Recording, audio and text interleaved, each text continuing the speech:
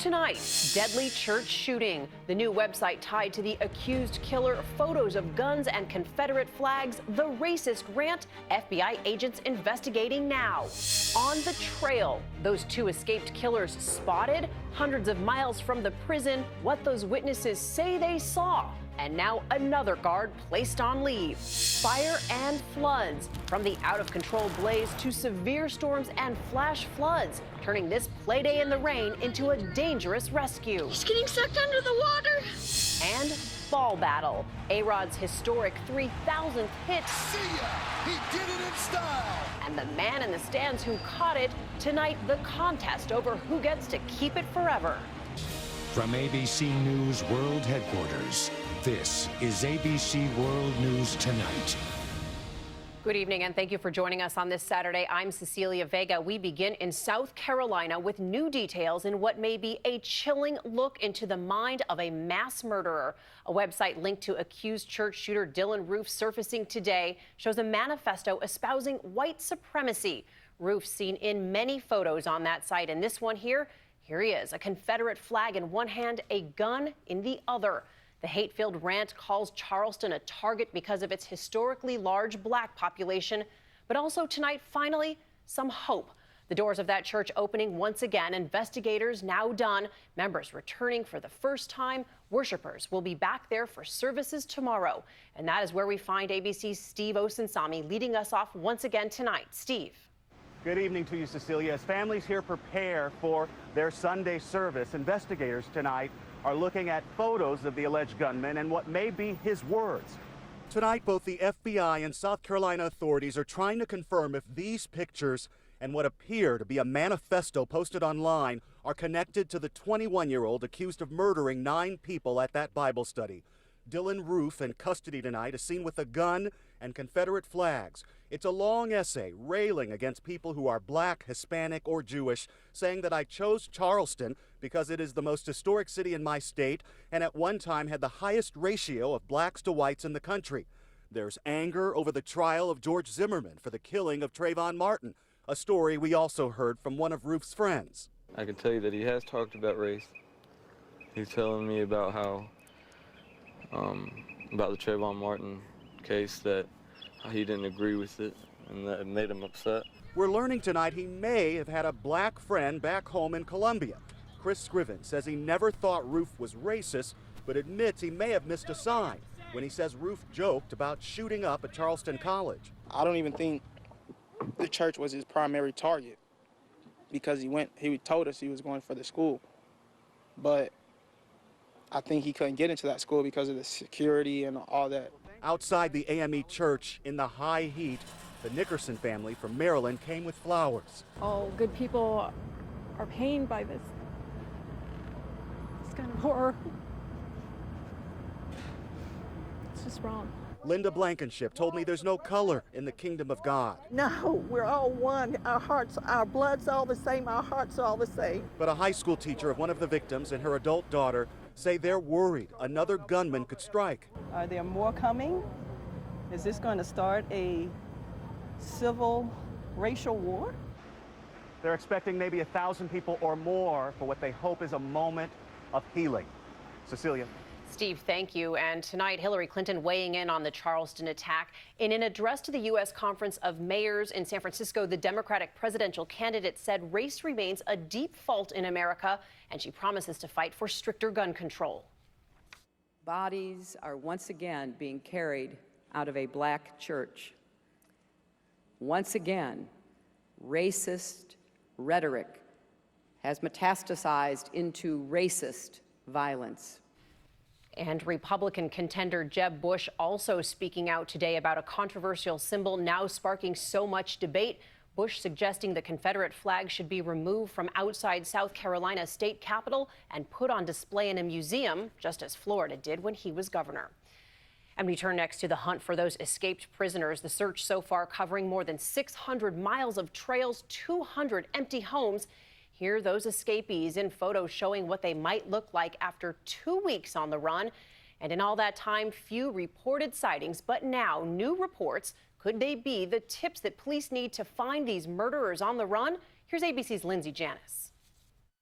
Tonight, fresh leads in the massive manhunt for 2 escaped killers. Forest Rangers, see if they can assemble a crew, stage at SP Amity for group searches. State police setting up a new search perimeter in Allegheny County, New York, near the border with Pennsylvania, after a reported sighting of convicted murderers Richard Matt and David Sweat. Search trunks and cars. The area 380 miles from the Clinton Correctional Facility where the 2 men broke out 2 weeks ago. Our plan is to pursue these men relentlessly and until they are in custody. Police also giving specific details of 2 other possible sightings. Witnesses reported seeing the men walking near a railroad in Irwin, New York on June 13th, and a day later along a country road 11 miles away.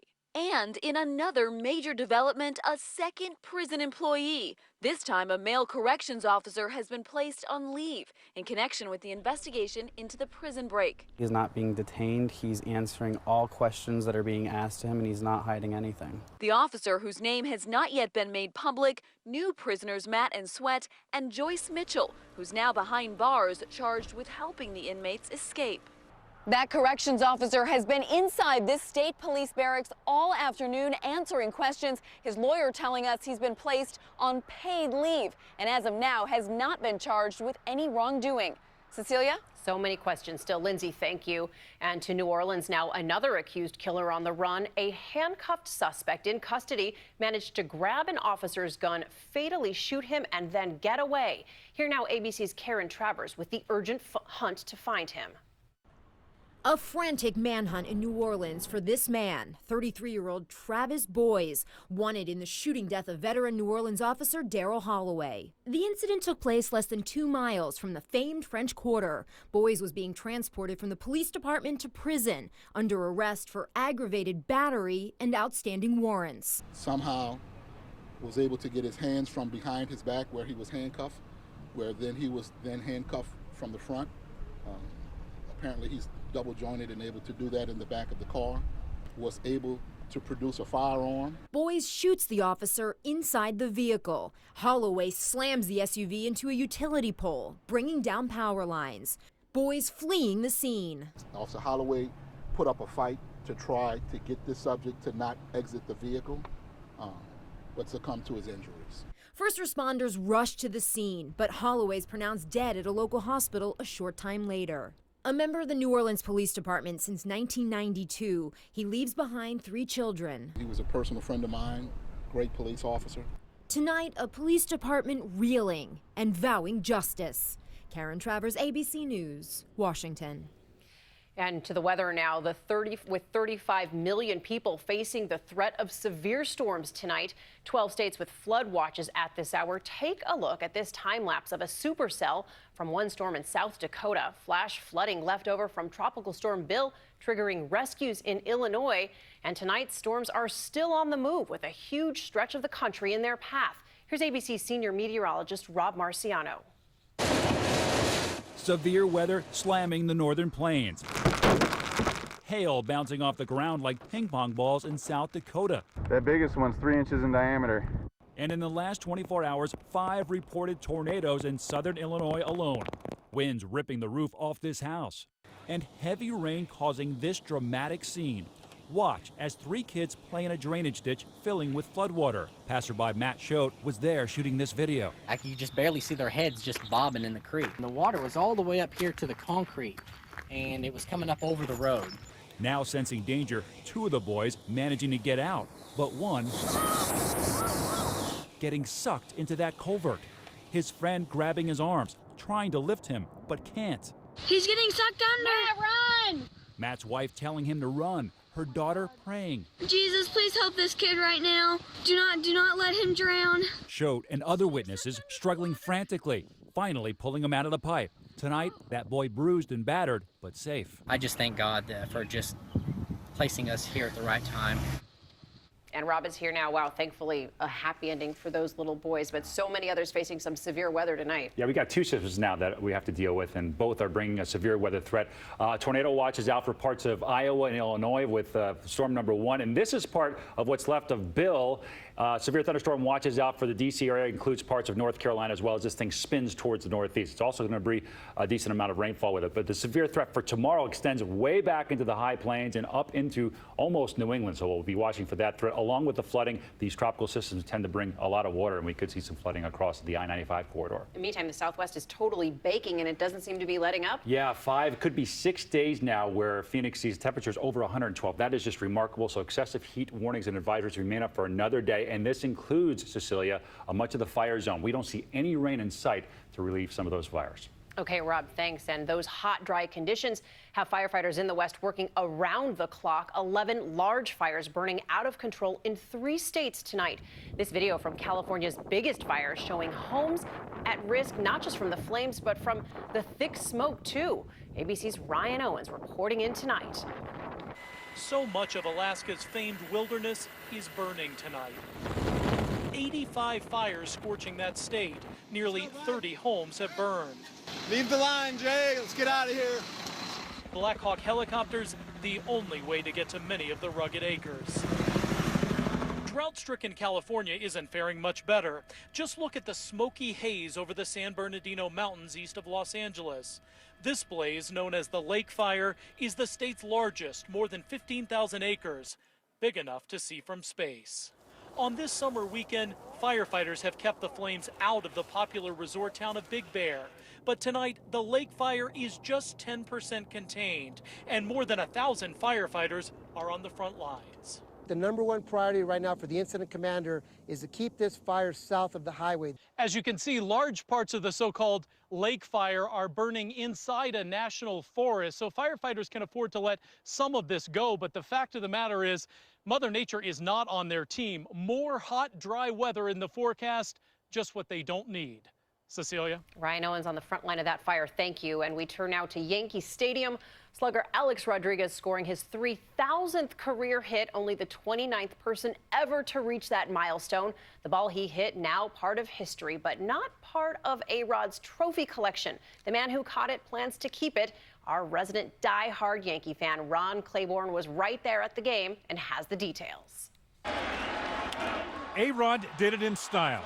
His 3,000th hit, a home run, blasted into the right field stands at Yankee Stadium. He joins the 3,000 hit club. 3,000 is a special number. I'm very happy to be in the club. And the home run ball landed right in front of Zach Hempel. I look down, it is touching my sneaker on the step. After he posed for selfies with his newly prized possession, Yankee security officials whisked him away and asked him if he would like to give the ball to A-Rod. Thanks, but no thanks. It turns out Zach is an obsessive collector of baseballs, 8,000 of them. He's even written a book called How to Snag Major League Baseballs. And one thing he knew, the A-Rod ball was worth a lot. That's a lottery ticket floating down from the sky. I had someone on Twitter offer me $300,000. Zach says he still has not decided if he will keep the ball, sell it, or give it to A-Rod. And for those who want to catch a piece of baseball history like he did, he has this tip. Get to the ballpark early and bring a baseball glove. You never know. Ron Claiborne, ABC News, New York. You never know. And we have much more ahead on World News Tonight. Up next, a mystery deep in the mountains of New Mexico. The former White House chef gone missing, the massive manhunt to find him, and the one clue he left behind.